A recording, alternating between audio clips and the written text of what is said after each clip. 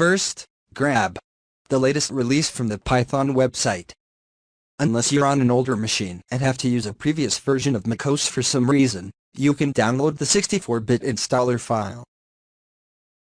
The first screen will provide some info on the install. You can click Continue to move along.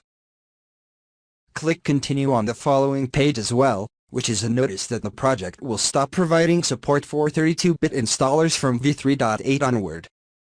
The next screen asks you to accept the open source license for Python. You can safely click Continue here, then click Agree. You'll need to select a destination for the install on the following screen. You can click Install to place it on your main drive, or click Customize to place it elsewhere. Now the installer will start copying the files, and the progress bar will tell you when it's complete. Once the installation is finished, the apps folder will open in Finder.